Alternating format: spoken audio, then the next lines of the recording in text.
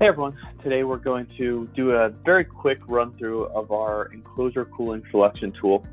So as we mentioned on the webinar and some of our other materials, we do have a selection tool available on our website. It's under the resources tab, calculation selection tool, and then enclosure cooler selection tool.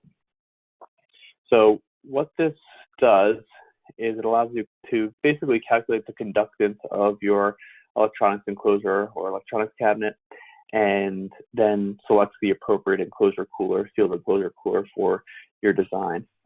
So if we look at basically the top left is just the inputs you want to use. If you're a fan of degrees F versus degree C or BTUs versus watts, but I'll just go ahead and select degree C, watts, and inches there.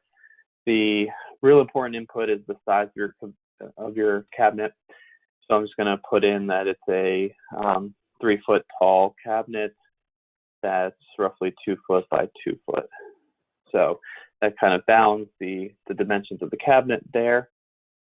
It gives you mounting location of the enclosure cooler. So we'll say we want a side mounted cabinet.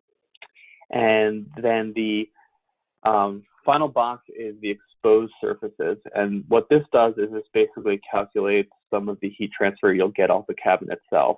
So this makes it a little more sophisticated than just calculating your power versus delta T in your system.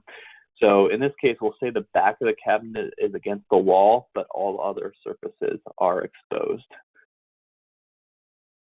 And then the power and delta T requirements that are kind of going to drive the tool, the maximum allowable air temperature inside the cabinet. So this is based on your max temperatures of your electronics. We'll say that's 55 degrees C.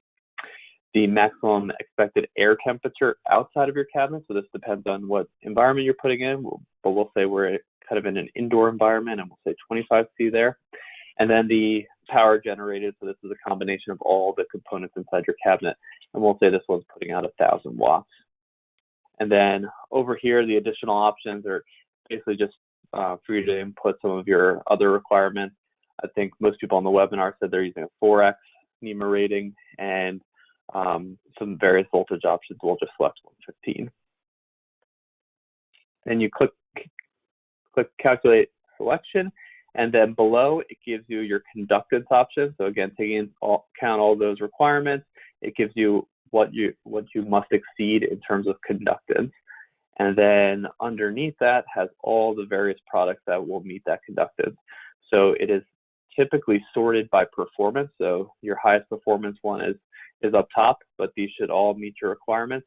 So if you want to select just on price, you can find the lowest price. In this case, it's the HSC 22, and then go ahead and click that, and you could add it to your cart.